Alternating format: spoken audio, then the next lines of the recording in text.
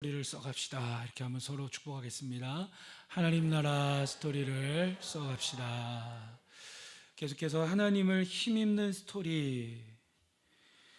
바울은 데살로니가 교회에서 복음을 짧은 기간 동안 전한 다음에 온갖 고난과 핍박 때문에 고린도 지옥에 가 있습니다. 디모데를 통하여 접해오는 데살로니가 교회의 소식은 매우 놀라웠죠.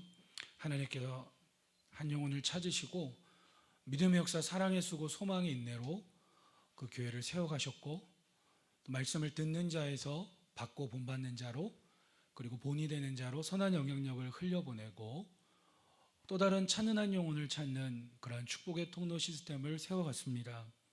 그래서 바울은 데살로니가전서 2장에서 예수 그리스도를 따르는 교회와 성도들이 포기하지 말아야 될 두 번째 핵심 가치를 이야기하죠. 그것은 섬김과 나눔입니다.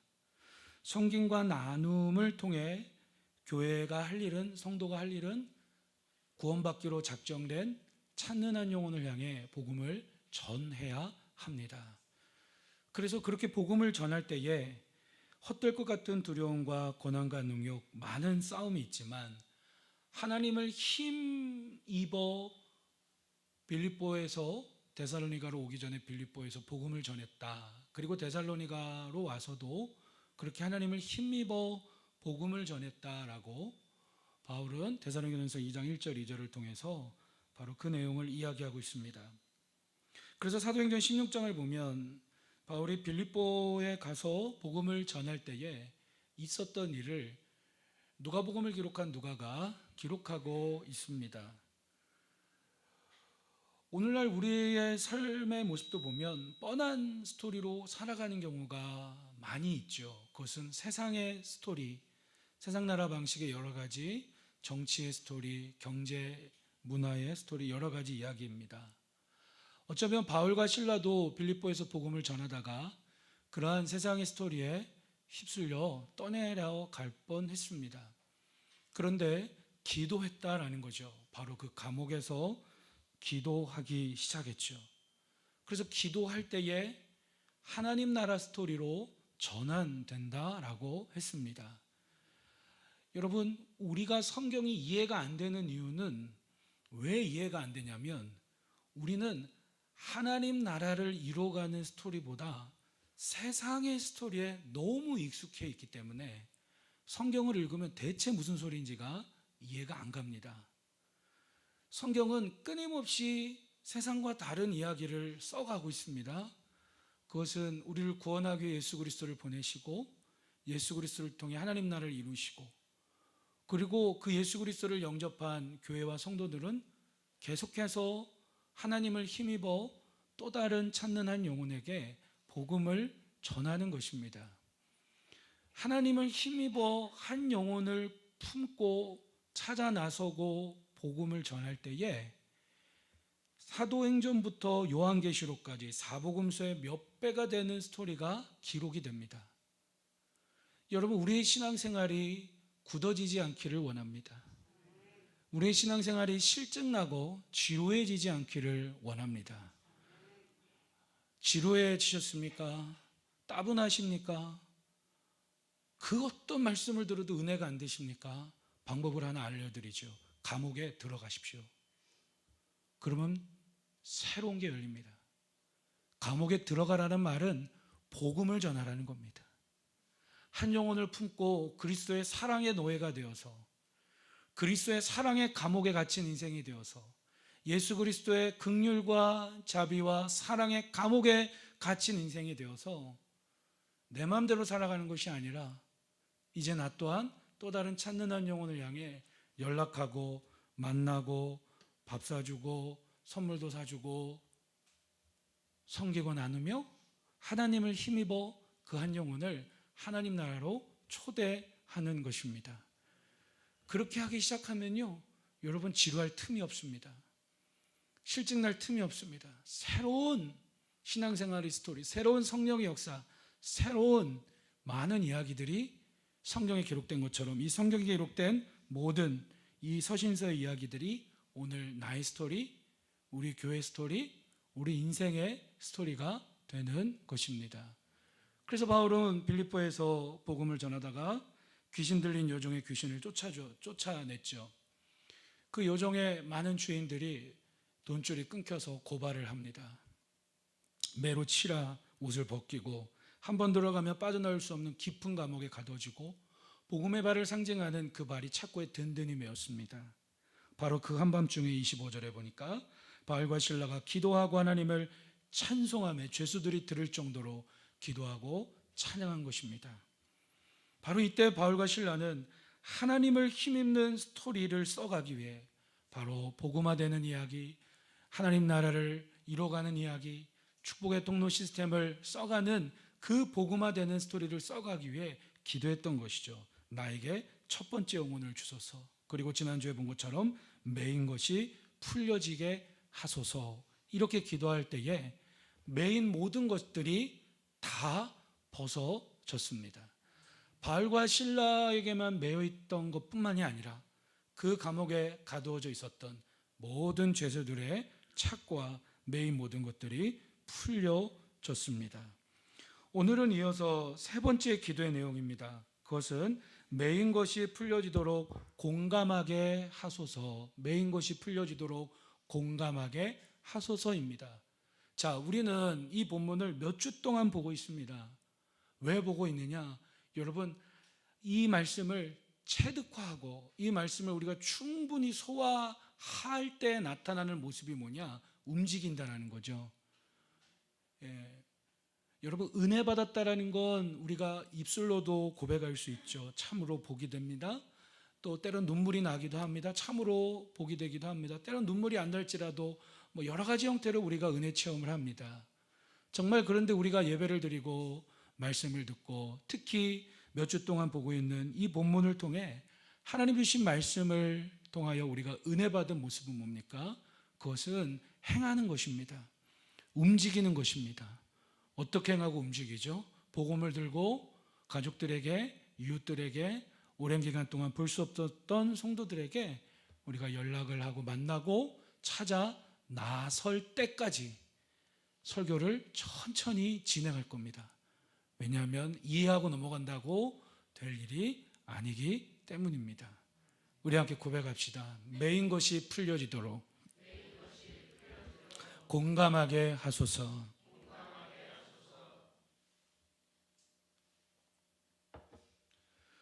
복음을 전해야 교회고, 복음을 전하도록 존재하는 것이 교회고 성도고, 그 성도를 훈련시키는 자가 목회자인 줄로 믿습니다.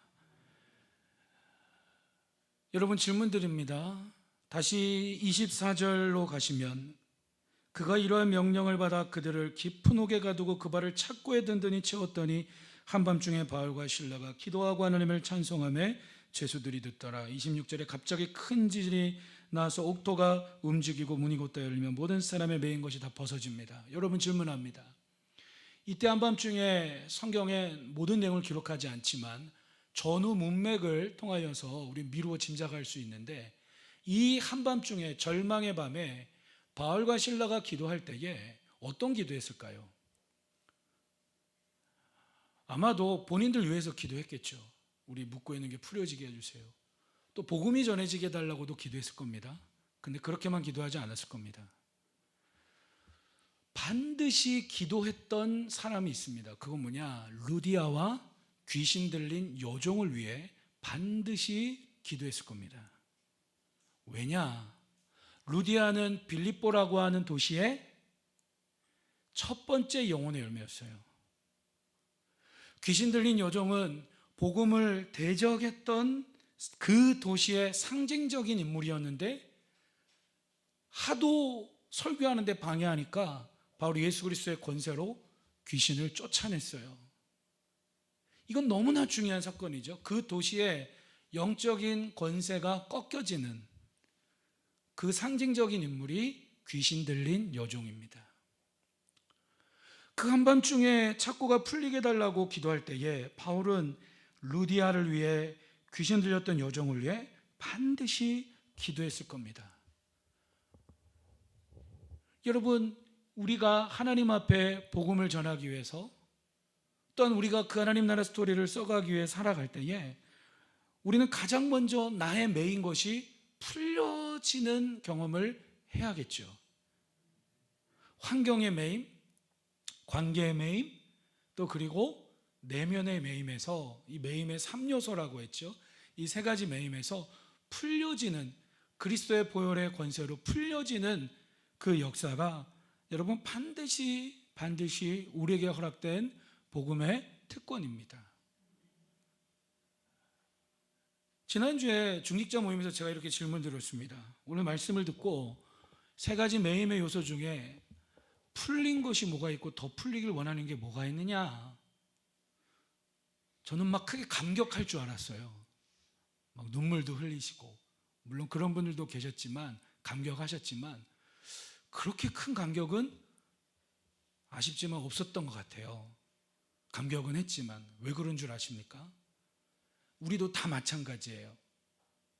이제 정말로 우리에게 큰 기쁨과 축복이 뭐냐면요, 나의 개인적으로 매였던 어떤 것에서, 사단의 권세에 매였던 어떤 것에서 풀려짐으로 인하여 감격하고 감사하고 복을 누리는 삶도 정말로 귀한 것입니다. 그런데 그 감격이 오래 가지 못해요. 뻔하다라고 생각하고 당연하다라고 생각하고 때로는 지루하다라고까지 생각이 드는 것이 우리의 연약한 모습 아닙니까? 그래서 이제는 우리에게 또 한 가지 기도가 필요한데, 그건 뭐냐면 풀린 나를 통하여 매여있는 한 영혼이 풀려지도록 우리는 기도해야 합니다. 이해가 되십니까? 때로는 환경에 매여 있었어요.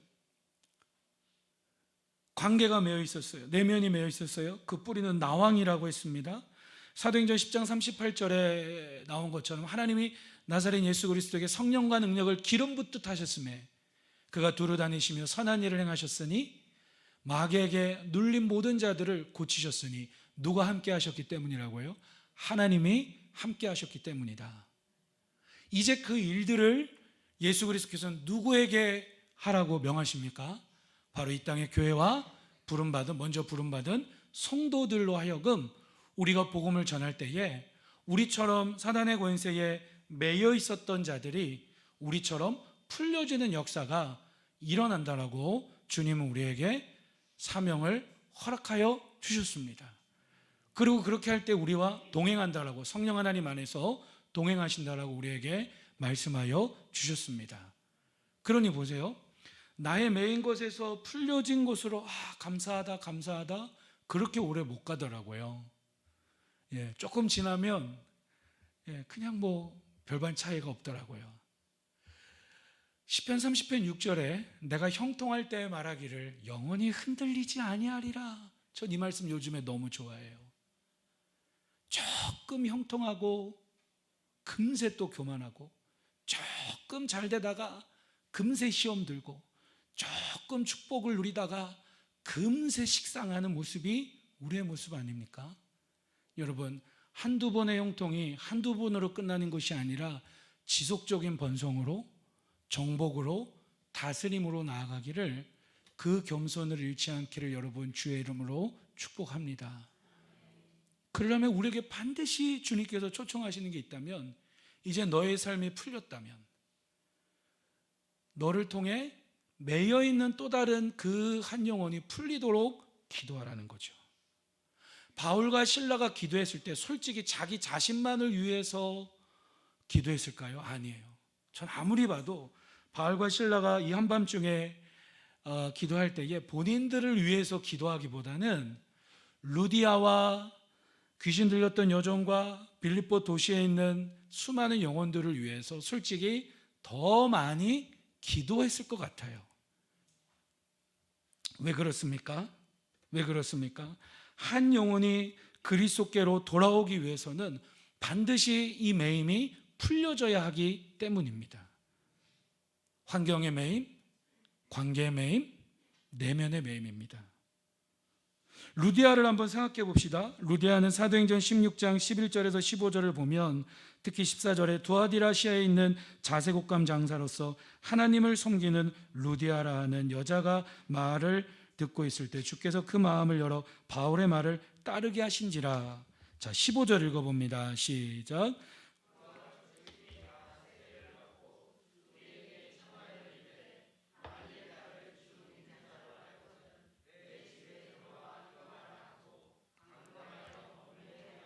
아멘. 루디아는 섬유산업에 종사하는 여성 CEO쯤 되는 것 같아요. 바울과 시라를 통해 말씀을 듣고 복음을 듣고 자신의 집을 오픈하여서 오픈가정 작은교회로 빌립보 도시에는 성도들이 예배드리는 장소가 됩니다. 그 집이 교회가 됩니다. 루디아를 생각할 때에 환경적으로, 관계적으로, 내면적으로 매여 있는 것이 무엇입니까?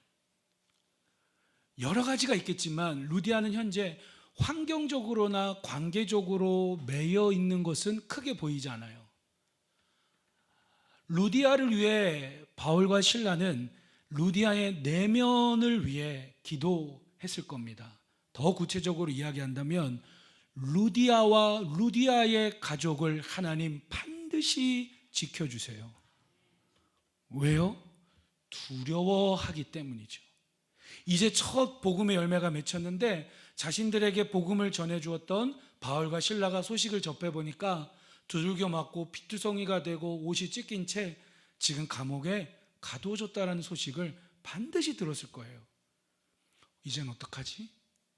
우리 집을 오픈해서 이제 정말 이 빌립보 도시에 정말 하나님 나라 이루어지고 복음이 전해지게 해달라고 기도했었는데 이제 정말 복음을 전하는 사도들을 만나고 그 본부로서 우리 가정을 오픈했는데 근데 바울과 실라가 이렇게 됐네. 두려움과 걱정과 근심이 루디아의 마음에 가득하지 않았을까요? 루디아도 물론 기도했을 겁니다. 루디아에 대한 자료는 성경에 여기 말고 나오지 않습니다. 그렇지만 전후 문맥을 미루어 볼 때에 반드시 두려움에 빠졌을 거예요. 예수님 십자가에 매달리시기 전에 붙잡혀 갑니다. 예수님 붙잡혀 가자마자 제자들 다 어떻게 했죠? 도망치지 않았습니까? 배신하지 않았습니까? 왜냐? 우리도 가만히 있다가는 누구와 같은 꼴을 당할까 봐요? 왜? 예수님과 같은 꼴. 사람인지라 아무리 믿음 있고 기도한다 할지라도 두려운 마음이 루디아에게도 있지 않았을까요? 바로 이 부분. 바울과 실라는 그 루디아에 매인 것이 풀려지도록 공감하면서 기도했을 줄로 믿습니다. 목회자가 그 교회 안에 성도가 한 분이 있던 10분이 있던 몇십 명, 몇백 명, 수천 명, 수만 명이 있던 목회자가 기도할 때에 모든 목회자들은 1번으로 기도하는 성도들이 다 있어요. 그 1번으로 기도한다라는 건 여러 가지 의미가 있는데 첫 번째, 가장 힘겨워하는 가정을 1번으로 기도하는 가정이 있어요. 가장 이렇게 1년을 보내다 보면 1년을 우리가 살아가다 보면 때로는 이런 가정, 저런 가정, 이런 성도, 저런 성도 이렇게 있어도 들려오는 소식 또 우리 동역하는 일꾼들을 통해 보고가 올라오는 소식을 보면 그때마다 가장 힘겨워하는 여러 가지 환경의 매임 속에 또 여러 가지 관계의 매임 속에 또 내면의 매임 속에서 참 예수님은 믿지만 할 수 없음에 완전히 매여 있는 여러분 이 매여 있게 되면은 특징이 어떻게 나타난다라고 했죠? 할 수 없다라는 거예요. 나는 환경이 이래서 할 수 없고 관계 이러한 관계 때문에 뭐 나는 예배할 수 없고 주님을 따를 수 없고 나는 뭐 기도할 수 없고 내 내면은 이러이러하기 때문에 나는 아무것도 할 수 없어. 할 수 없다라는 거예요. 우리 함께 고백합시다. 할 수 없어가 아니라 할 수 있다. 할 수 있다가 아니라 되어진다. 한 번 더 고백합니다. 되어진다가 아니라 오직 은혜로 된다. 믿으시면 아멘 합시다. 할렐루야. 그러니까 그럴 때가 있어요. 1년을 살다 보면 가장 그때마다 첫 번째로 기도하는 가정이 있어요. 성도가 있어요. 너무 힘겨워하는. 기도해야죠. 물론 다른 성도들 위해 다 기도하지만 기도할 때에 그 성도 안에는 메인 것이 풀려지도록 기도하죠. 할렐루야. 어떤 가정에 때는 어떤 성도, 어떤 형제와 자매가 아파하는 문제, 힘겨워하는 문제, 그리고 제일 마음이 답답할 때가 답은 알고 있는데 그리스도가 이제 삶의 진리요, 구주요, 왕이요, 주요, 알긴 다 알았어. 아는데 뭐가 없느냐? 능력이 없는 거예요, 내 안에. 그 주님을 기뻐 뛰며 따라갈 능력이 내 안에 없어요. 죄악 벗은 우리 영혼은 어떻게 해요? 기뻐 뛰. 주님이 정말 진리라는 것을 알았다면 기뻐 뛰며 주님을 따라가야 되는데 그게 안 되는 거야. 알긴 아는데. 그럴 때 참 마음이 안타깝죠. 여러분 잊지 마세요. 우리에겐 주님을 기뻐 뛰며 따라갈 만한 그 능력도 나에겐 있습니까? 없습니까? 없어요. 그걸 인정할 수 있기를 축복합니다. 그걸 인정하는 모습이 뭐냐면 그 환경의 매임에 대해 진실해지는 거예요. 그 여러 가지 얽히고 설킨 인생의 다양한 관계 매임에 대해 진실해지는 거예요. 여러 가지 내면의 쓴뿌리와 상처 없는 사람들이 어디 있어요? 그러한 것들에 대해 진실해지는 거예요. 누구 앞에요? 하나님 앞에 진실해지는 거예요. 그래서 그 때마다 가장 힘겨워하는 가정, 성도, 어느 때든지 다 있잖아요. 늘 첫 번째로 기도합니다. 여러분, 메인 것이 풀려지기를 축복합니다. 이게 풀려지는 모습이 보여요. 풀려지니까 열려졌잖아요. 풀려지면 보여요. 뭘 통해 나타나느냐? 예배를 통해 나타나요.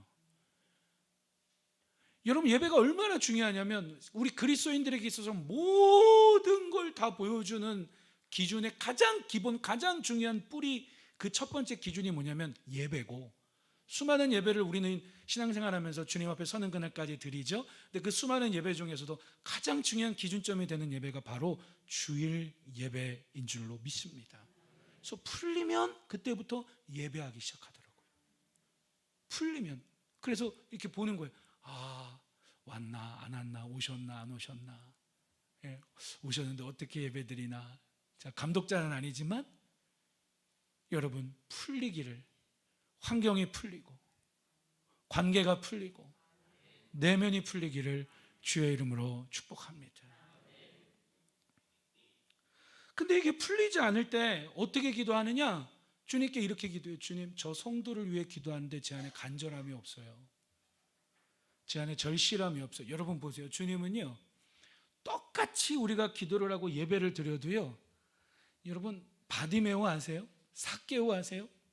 여리고성에 수많은 사람들이 있어도요, 다른 사람들 예수님 그냥 저냥 따라가는데 삭개오와 바디메오는요 간절했고 진지했고 열정이 있었어요. 바로 그거예요. 바울과 실라가 루디아와 누구입니까? 귀신 들린 여종을 위해 기도할 때에 그냥 건성건성 기도 안 했을 거예요. 물론 하나님의 전적인 은혜입니다. 물론 하나님께서 구원받기로 작정된 자들은 어떤 일이 있어도 하나님께 돌아오게 돼 있어요. 어떤 매임이 있어도 하나님의 은혜 안에 풀리게 되어 있습니다. 그렇다고 해서 바울과 실라가 하나님의 주권입니다, 하나님의 은혜입니다, 우린 그저 바라봅니다, 가만히 있었을까요? 그게 아니죠. 하나님의 은혜 안에서 구원받기로 작정된 영혼들이 있기 때문에 더욱더 진지하게 간절하게 전심으로 바울과 실라는 루디아를 위해, 귀신 들렸던 여종을 위해 기도했을 줄로 믿습니다. 그래서 저도 마찬가지예요. 우리도 마찬가지예요. 어떤 영혼, 또 우리 공동체 안에 있는 형제와 자매, 또 우리 작은 교회 안에 있는 형제들, 자매들, 또 가족들 누군가를 위해서 기도할 때에 하나님의 은혜로 구원받는 거지, 우리가 기도한다고 해서 어떻게 되는 건 아니지만 하나님의 은혜를 믿는다면, 구원받기로 작정된 영혼들이 있는 것을 믿는다면 우린 더욱더 기도해야 될 줄로 믿습니다.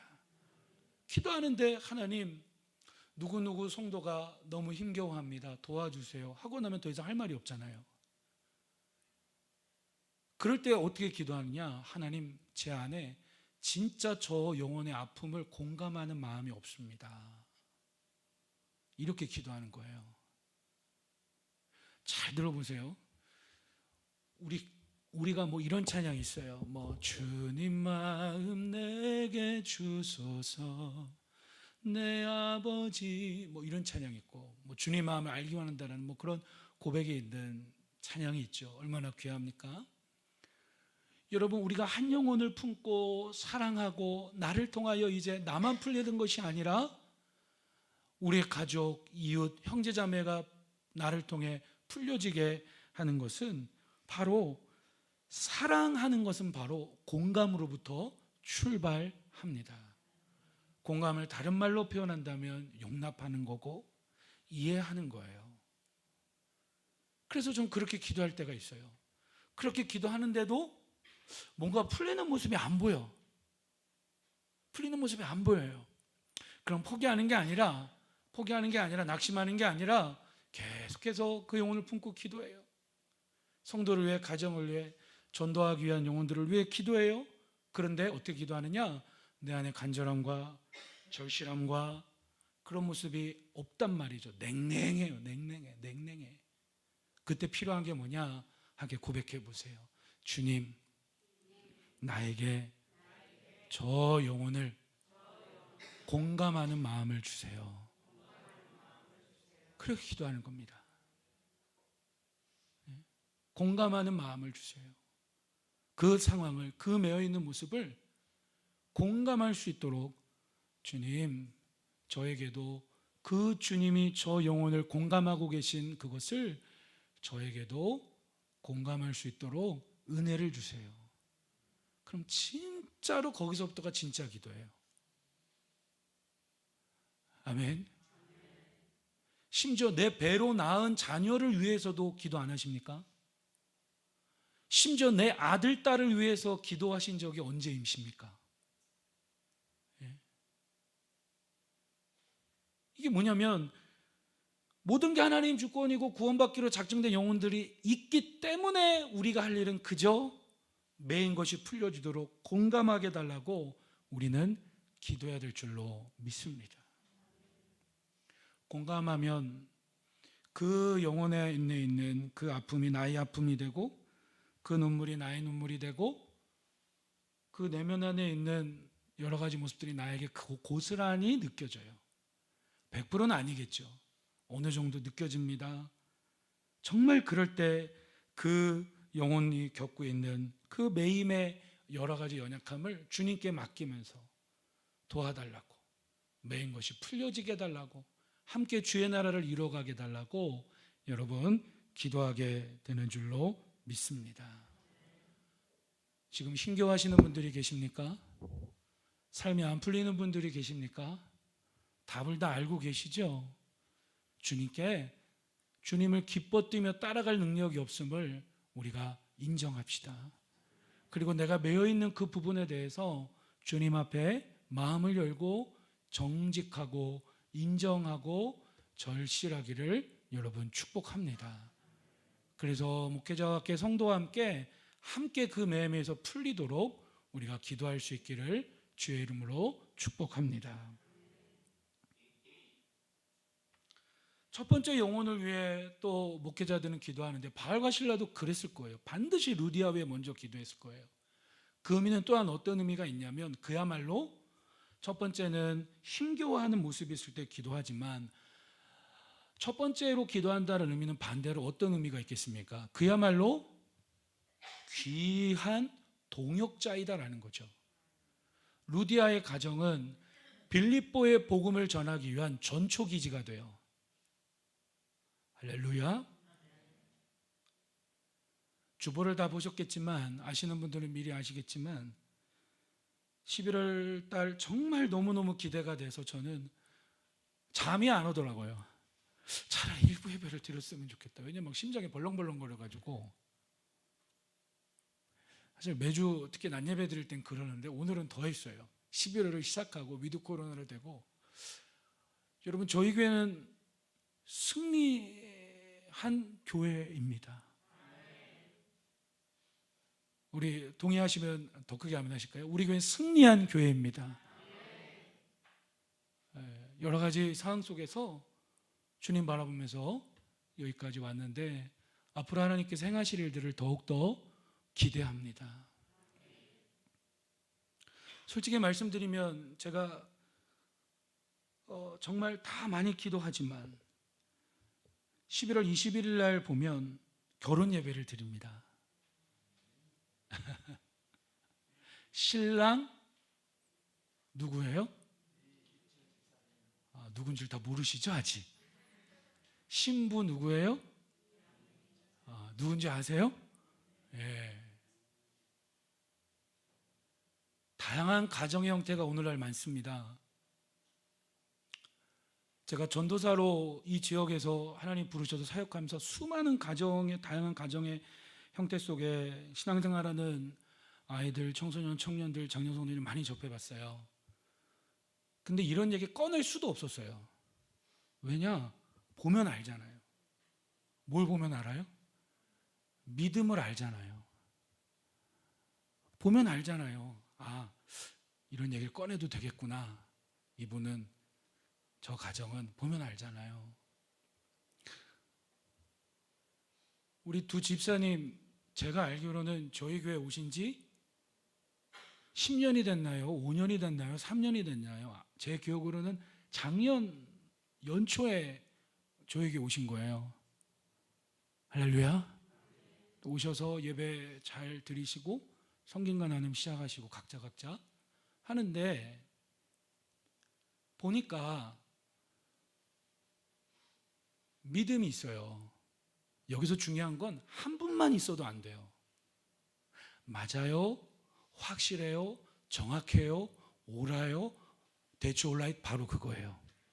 전부 다죠. 두 분 중에 한 분만 불타도 안 돼. 제가 지금까지 이 지역에서 사역하면서 다양한 형태, 오늘날 이 지역뿐만이 아니라 얼마나 다양한 형태의 가정들이 있습니까? 앞으로 교회가 살 길은요, 가정사역이에요. 가정 안에 다 모든 세대가 있잖아요. 그래서 성경 하나님을 1대1로 이렇게 하는데 두 분 다 믿음이 있는 거예요. 그래서 제가 그때부터 기도했어요. 바울과 실라가 감옥에서 루디아를 공감하고 루디아에 있는 그 두려움을 하나님 풀리게 해달라고, 이제야 정말 그 전초기지가 돼서 그 가정에서 빌립보 도시의 교회 성도들이 예배드리기 시작하는데 우리가 이렇게 감옥에 들어가 있는 것을 보고 당황하지 않게 해달라고 바울과 실라가 기도했을 줄로 믿습니다. 그 내용이 빌립보서에 보면 나와요. 우리가 감옥에 들어간 것을 우린 기뻐하니까 여러분도 기뻐하십시오. 우리가 있을 때나 없을 때나 두렵고 떨림으로 항상 복종함으로 여러분 구원을 이루어 가십시오. 빌립보서 2장 12절 말씀 보면 그런 내용들이 언뜻 나오거든요. 그래서 우리 두 분 집사님들 성경 나눔할 때부터 믿음이 보이는 거예요. 그렇다고 해서 믿음이 온전하냐, 부족함이 없느냐, 실수가 없냐, 그건 아니에요. 그런데 중요한 건 뭐냐? 잘 들어보세요. 중요한 건 뭐냐? 두 사람 다 믿음이 있어야 돼요. 다시 한번 강조합니다. 두 사람 다 뭐가 있어야 돼요? 믿음이 있어야 돼요. 할렐루야. 온전하진 않지만, 부족한 건 많지만 그래도 두 분 다 믿음이 있더라고요. 그래서 1년 보낸 다음에 서리 집사로 임명하기 전에 인터뷰하는데 제가 그때 그랬어요. 우리 두 집사님 모셔놓고 빌레몬 가정 이야기하면서, 우리 집사님, 제가 이 얘기를 그전부터 들으려고 했는데 계속 기도하고 이제야 드립니다. 집사님, 빌레몬서 기억나시죠? 네. 빌레몬 가정처럼 우리 두 집사님이 그리스도 안에서 빌레몬 가정이 노예 오네시모와 주인 빌레몬이 오네시모가 주인의 것을 갈취해가지고 도망쳤는데 바울을 만나가지고 복음을 접하고 그 당시에 로마의 정책과 국가의 복지 정책을 할 수 없었던 주인과 노예가 동역자가 되는, 하게 고백합시다, 하나님 나라 스토리. 예, 그게 짠하고 보여진 모델이 빌레몬 가정이었거든요. 아멘이죠. 그래서 제가 그렇게 말씀드리면서 집사님, 두 집사님 부담될 수 있지만 함께 기도합시다. 예, 앞으로 언제가 될지 모르겠지만 우리 결혼 예배를 좀 드립시다. 만약에 여러분들 같았으면 쉬울 것 같아요? 어려울 것 같아요? 봐요, 다 어렵다네.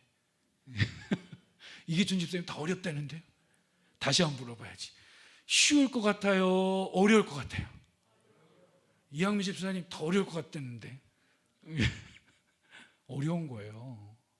어려운 거예요. 이거는 무슨 국가 정책으로도 안 되는 거고 복지 정책으로도 안 되는 거, 어려운 거예요.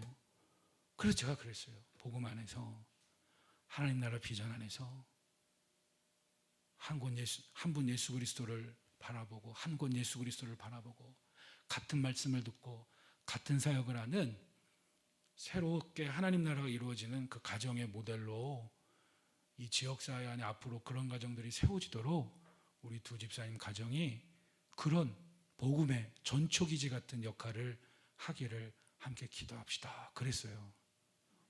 그랬더니 두 분이 하신 얘기가 그때 당시 저한테 그랬어요. 목사님, 저희도 사실은 그러려고 그럴 마음을 갖고 있었습니다. 그러시는 거예요. 그런 다음에 이제 두 분이 함께 이사하셨고 신방 예배 드렸고 코로나가 좀 잦아들기를 했다가 거의 한 2달 전부터 저랑 이제 얘기하고 기도하면서 이제 오늘 이제 공개적으로 이렇게 광고를 드립니다. 여러분, 하나님 살아계세요.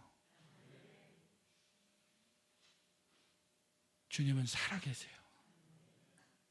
이 얘기는 뭐냐? 세상의 논리론 불가능한데 말씀이 들어가고 하나님 나라 비전이 들어가고 꿈이 생기면 가능해요. 루디아 가정을 위해서도 바울과 실라가 그렇게 기도했을 거예요. 그래서 그 안에는 두려움을 공감하고 그것을 공감할수록 더욱더 기도하게 되는 거죠. 여러분, 결혼 예배를 위해서 전폭적으로 우리가 합심하여서 함께 기도할 수 있기를 축복합니다. 저는 청심환을 벌써부터 사놓으려고 하는데 다들 아실 거예요. 우리 청년들은 키득키득대고 웃어요. 제가 그러면 다른 설교할 때도 물론 늘 긴장하지만 주례할 때는 신랑 신부들은 안 오는데 저만 울고 있어요. 앞에서 보면은 너무 기뻐가지고 이런 시대에 지금 이렇게 한 가정이 새로 세워지고 얼마나 감격스러워요. 또 벌써부터 저는 막 떨리더라고요. 여러분, 우리 기도로 또 격려로 뭐 특별한 말 할 거 없습니다. 그냥 우리 잠잠히 기도로 동역하시고 또 함께 할 수 있기를 여러분 주님의 이름으로 축복합니다. 전 이게 교회라고 생각해요. 변화되고 몇 명이 모이는 게 중요한 것보다 한 영혼 한 영혼이 한 걸음 한 걸음씩 변화되고 또 넘어지다가도 또 다시 일어나서 또 한 걸음 나아가고 또 세워지고 또 한 영혼을 통해 또 다른 영혼이 세워지는 그런 모습들이 모든 성도들 안에 다 있습니다. 루디아를 위해서 동역자로, 일꾼으로 그렇게 기도하는 거예요. 루디아 가정을 하나님 지켜주세요. 루디아가 낙심하지 않게 해주세요. 반드시 저 가정은 하나님 붙잡아 주셔야 됩니다. 공감하면서 기도하는 거예요. 여러분, 이왕 신앙생활하는 거 우리 모든 가정들이 때로는 매여 있다가 목회자의 기도, 서로가 서로를 향한 공감을 구하며 드리는 그 진실하고 진지하고 열정적인 기도를 통해 함께 풀려져 이젠 루디아와 같은 반드시 세워져야 되는, 하나님께서 반드시 보장하는 그런 동역자의 가정, 일꾼의 가정들로 풀려지고 모두가 세워지기를 여러분 주님의 이름으로 축복합니다. 귀신 들린 여종을 위해서도 기도했을 거예요. 귀신 들린 여종의 환경에 매이면 말 그대로 수많은 악덕 주인들이 있죠. 귀신 들린 여종이 점을 치고 그리고 그 복채를 얻어오면 그것을 나누어가는 그런 환경적인 매임, 그리고 그런 관계의 매임, 그리고 귀신 들렸다가 귀신이 나간 사람들 보면 온전해지는 사람들도 있는데 그렇지 않은 경우도 있어요. 내면이 완전히 회복되기까지 기간이 필요해요. 왜 그러느냐? 잘 들어보세요. 막 은혜가 충만하고 말씀이 충만하고 정신이 온전한데 갑자기 귀신이 훅 들어와가지고 막 눈이 돌고 그런 일은 없어요. 거의 다 인생에 있어서 깊은 막 상처를 경험하고 깊은 분노를 경험하고 막 깊은 배신을 경험하고 하여튼 막 극단적인 어떤 그런 관계들 상황과 어떤 그런 일들 앞에서 마음이 무너질 때, 그때 마음이 약해질 때 그때 악한 영들이 들어가서 장난을 치거든요. 그러니까 귀신이 나간 다음에도 주변 관계 안에서 치료되고 회복될 때까지의 온전할 때까지는 기간이 필요해요. 바울과 실라가 그 한밤중에 기도할 때에 이 귀신 들린 여종을 위해서 어떤 의미로 보면 루디아보다도 더 많이 기도했을 것 같아요. 어떤 의미로 기도했겠습니까? 이제 매임에서 풀려난 그 영혼, 어떻게 보면 이제 사단의 절대적인 매임에서 풀려나 믿음의 첫 발걸음을 떼기 시작한 그 귀신 들렸던 여종을 위해서 바울과 실라는 공감할 수 있는 그리스도의 은혜를 구하면서 기도했을 줄로 믿습니다. 우리가 뭐가 있냐면 잘 들어보세요.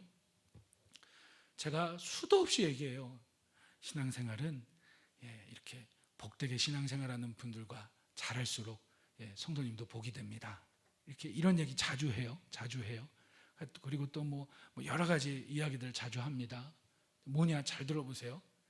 이제 조금 은혜 받고 말씀을 알고 신앙생활이 무엇인지를 알고 우리가 막 귀신 들릴 정도로 이 여종처럼 이 정도는 아니지만 정말 신앙생활에 있어서 믿음의 첫 발걸음을 뗀 듯한 그런 모습이 있는 거예요. 그런데 그때 꼭 어떤 일이 있느냐? 또다시 매이게 하는 일들이 있어요. 환경적으로, 관계적으로, 내면적으로 또다시 쉽게 말하면 시험 드는 일이 있어요. 여러분 그때에 한 가지만 기억하시면 돼요. 뭘 기억합니까? 함께 고백합니다. 주만 바라보자. 한 번 더 우리 좌우로 한번 축복합시다. 주만 바라보자. 시작. 주만 바라보자. 할렐루야. 이것만 생각하시면 돼요. 아멘. 주님만 바라보면 돼요. 그러면 이 여종의 악독 기업주 같은 주인들도, 이 여인을 버렸던 사람들도 처음에는 손가락질 할 수도 있고 무슨 별별 말 다 할 수도 있지만 사실은 시간이 지나가면 사실은 하나하나 다 풀리고 그 자신을 향해 비난하고 떠들었던 모든 이야기들도 사실은 다 아무것도 아니거든요. 그런데 바울과 실라가 감옥에 갇혀 있는데 이제 믿음의 발걸음을 뗀 그 여종을 위해 기도했을 거예요. 주일날 이렇게 예배드리고 저녁 예배 다 마치고 올라가서 있으면 교회 안에 하루 동안 있었던 일들이 제 귓가에 들려옵니다. 그럼 꼭 어떤 일이 있냐면 이제 좀 은혜 받고 이제 좀 말씀 읽기 시작하고 이 귀신들 여종 정도는 아니지만 사단의 매임에서 풀려 신앙생활의 기쁨을 누리기 시작했는데 어떤 매이는 일들을 경험하게 돼요. 크고 작은 일들. 근데 사실은 별것도 아닌데 그때에 잠을 못 자죠. 본인은 편히 잘 수 있을지 몰라도 목회자는 잠을 못 자죠. 왜 잠을 못 잡니까? 기도해야 되거든요. 이제 정말 첫 발걸음 떼기 시작했는데 귀신이 나갔는데 또다시 귀신이 들어오면 이거 더 심각해지거든요. 여러분 함께 공감하며 기도하기를 원합니다. 가장 중요한 원리는 뭐냐? 주님께서 나를 공감하신 것처럼 나도 또 다른 메인 영혼을 공감해야 합니다. 고린도후서 10장 4절 5절을 보면 복음을 방해하는 메인 것 세 가지가 나와요. 견고한 진이라고 하는데 그 세 가지가 뭐냐면 복음을 방해하는 나왕을 표현하는 메인 것이 나오는데 첫 번째가 모든 이론, 두 번째가 하나님보다 높아진 마음과 생각, 그 다음에 하나님보다 높아진 것들, 그것을 한마디로 나왕이죠. 이것들을 다 사로잡아 그리스도에게 뭐 하게 한다고요? 복종하게 하니 그게 교회와 성도들이 싸워야 할 영적 전쟁의 핵심이에요. 그러니까 한 사람이 그리스도께로 돌아온다는 건 우리 모두도 그랬지만 하나님보다 높아진 마음, 하나님 말씀보다 내 생각이 옳다라고 하는 모든 이론과 지식, 그리고 하나님을 대적하는 모든 마음과 생각이 입술로만 주여가 아니라 내 안에 나의 본성 자체가 그리스도에게 완전히 포로가 되어 사로잡혀서 복종하게 되는 과정이 있습니다. 이 과정에서 수도 없이 매었다가 풀리고 매었다가 풀리고 매었다가 풀리는 과정이 있습니다. 여러분, 이러한 과정이 있기 때문에 교회 안에 들어와 있으면 끝이 아니라 우린 계속해서 서로가 서로를 위해 기도하고 공감하고 찾아 나서고 축복하고 용납하고 함께 매인 것이 풀려지도록 주님의 공감할 수 있는 은혜를 구하면서 우린 기도해야 될 줄로 믿습니다. 참 알다가도 모르는 게 뭐냐면 머리로는 이해가 되는데 나의 본성으로는 도저히 받아들여지지 않을 때 답 없어요. 그때 답은 뭐밖에 없느냐? 기억하세요. 누군가 당신을 위해 눈물로 기도하고 있다는 거예요. 주님이 당신을 위해 기도하고 있고 목회자가 여러분을 위해 기도하고 있고 주변에 있는 성도들이 여러분을 위해 기도하고 있다는 것을 잊지 않기를 축복합니다. 주님께서 나를 공감하셨어요. 히브리서 4장 14절에서 16절을 보면 대제사장 되신 예수님께서 우리의 모든 연약함을 무시하지 않고 동정하신대요. 주님은 죄가 없지만 우리가 겪을 수 있는 모든 어려움을 다 겪으셨어요. 환경의 매임, 관계의 매임, 내면의 매임, 여러 가지 이 세상의 죄의 오염으로 겪을 수 있는 모든 것들을 다 겪으셨기 때문에 먼저 주님께서 나를 공감하셨죠. 이해하셨죠. 용납하셨죠. 그래서 우리는 은혜의 보좌 앞에 어떻게 나아갈 수 있다라고 성경은 이야기합니까? 담대히 나아갈 수 있다. 예. 은혜의 보좌 앞에 어떻게 나아가요? 담대히 나아갈 수 있다. 매여있는 모습들이 있을 때 특징이 뭐냐면 은혜의 보좌 앞에 쭈삣쭈삣 나아가요. 은혜의 보좌 앞에 못 나가요. 은혜의 보좌 앞에 눈치 보며 나가요. 아무도 뭐라 안 하는데 괜히 혼자 매여가지고 주님께서도 우리를 공감하신 것처럼 이해하신 것처럼 그 그리스도의 사랑을 경험한 나 또한 또 다른 메인 한 영혼을 그렇게 공감하고 풀리도록 기도할 수 있기를 축복합니다. 여러분, 말씀을 맺습니다. 결국 관심을 갖죠. 그 한 영혼의 이야기를 경청하죠. 공감하죠. 기도합니다. 바울과 실라처럼 주님처럼 기도한 다음에 어떻게 해요? 기도하면 관심이 있기 때문에 섬기게 돼요. 연락하고 찾아가고 작은 것일지라도 나누고 섬기게 돼요. 여러분 잘 들으세요. 믿음이 아니면 하지 마세요. 새겨 들으세요. 믿음이 아니면 죄라고 했어요. 믿음이 아닌데 이리 재고 저리 재면서 준다? 하나님 받지 않으세요. 아멘. 무슨 얘기냐? 섬길 때 처음부터 마지막까지 주의 사랑에 감사함으로 섬김이 되기를 축복합니다. 섬김이 되기를. 예? 그리고 누군가 나를 그렇게 섬겼다면 여러분 그것을 제가 늘 강조하지만 당연히 하나님께만 감사해야지. 성경에 어디 그렇게 나와요? 하나님께 가장 먼저 감사하는 건 마땅하고요. 나를 위해 기도하고 나를 위해 물심양면으로 섬기고 함께 동역한 형제 자매들을 향해서도 여러분 언제든지 어떤 모습으로든지 우리가 함께 서로 피차간에 복종하면서 감사를 표할 수 있기를 주의 이름으로 축복합니다. 바울과 실라가 감옥에서 나온 다음에 그 과정에서 간수장 집도 예수님을 영접하죠. 그런 다음에 어떤 일이 일어납니까? 사도행전 16장 35절부터 보면 날이 샘에 다음 날이 됐어요. 상관들이 부하를 보내요. 이 사람들을 놓아라. 36절에 간수가 바울과 실라를 풀어줍니다.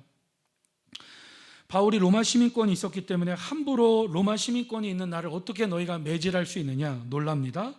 그런 다음에 감옥에서 나간 다음에 사도행전 16장 마지막 절 40절 보세요. 우리 함께 읽습니다. 시작. 두 사람이 옥에서 나와 루디아의 집에 들어가서 형제들을 만나보고 위로하고 가니라. 아멘. 이 부분이 너무 중요하죠. 루디아를 위해 기도했기 때문에, 관심이 있기 때문에, 공감했기 때문에 감옥에서 나오자마자 누구 찾아갔어요? 루디아 집 찾아간 거예요. 괜찮으세요, 루디아 자매님? 얼마나 두려워하셨어요? 아마 부둥켜 안고 울었겠죠. 그리스도 안에서. 예, 울었을 거예요. 바울 사도님, 실라 사도님 괜찮으세요? 저희가 기도했어요. 우리도 루디아 가정을 위해 기도했습니다. 위로하고 서로를 격려합니다. 무엇입니까? 기도한 다음에는 반드시 어떤 형태로든지 서로가 서로를 섬기게 되어 있습니다. 그리고 계속해서 말씀을 나누며 기뻐하며 감사하며 그 하나님 나라를 써가는, 그 스토리를 이어가는 동역자들로 계속해서 함께 세워지며 동역한 줄로 믿습니다. 제가 많이 조금 절제를 하고 설교를 했는데요. 왜냐하면 이 공감하는 정도도 믿음의 분량에 따라 제각각입니다. 그러니까 제가 공감하는 것을 여러분들에게 강요할 수는 없잖아요. 그러니까 제가 막 눈물을 막 펑펑 쏟으면서 저는 이렇게 공감하는데 왜 당신은 그렇게 공감할 수 없습니까? 라고 하는 것은, 이거는 사실은 말이 안 돼요. 왜냐하면 공감하는 것도 기도하는 것도 각자의 믿음의 분량에 따라 가지각색이기 때문이거든요. 여러분, 마지막으로 고면하며 도전합니다. 공감할 때에 결국은 어느 정도까지 이제 가게 되냐면, 나를 위해 기도하는 시간은 사라져요. 사실은 내 자신보다 그 매여 있는 그 영혼을 위해 기도하는 시간이 더 많아져요. 그래서 이런 말이 있습니다. 나의 본업은 전도, 부업은 직장. 나는 주님의 일, 주님은 내 일.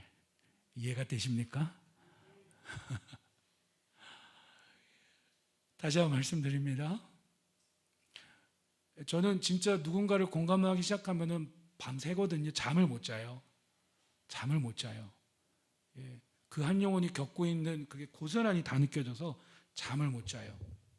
그런데 저처럼 똑같이 그래야지만 공감이다, 그건 아니니까. 어쨌든 여러분, 공감하게 되면 우리 가정, 내 건강, 내 자녀, 이것 위해서 기도하는 시간보다 그 메인 한 영혼을 위해 공감하며 그리스도 안에서 사랑하는 마음으로 기도하는 시간이 더 많아져요. 그럼 목사님, 내 기도 누가 해요? 주님이 이미 다 알고 계세요. 그럼 목사님, 내 직장은 누가 책임져요? 나는 누구 일해요? 주님의 일하고. 주님은 누구 일해요? 내 일해요. 그게 축복이에요. 근데 맨날 나는 내일 이게 아니라 나는 나보다 다른 영혼을 위해 더 기도하는 거예요. 그러면 내 모든 것들은 주님이 책임지세요. 첫 번째 영혼을 주세요. 메인 것이 풀려지게 하소서. 메인 것이 풀려지도록 공감하게 하소서. 그 하나님을 힘입어 빌립보에서 복음을 전했던 그 스토리를 몇 주에 걸쳐서 함께 보았습니다. 이 시간 우리 합심하여서 한번 기도하는데요. 주님, 나에게 품고 기도하라 하셨던, 감동 주셨던, 나에게 느끼게 해주셨던, 보이게 해주셨던 그 가정, 성도, 또 이웃, 가족들이 있습니다. 다시 기도하겠습니다. 그리고 찾아가고 연락하고 만나고 섬기겠습니다.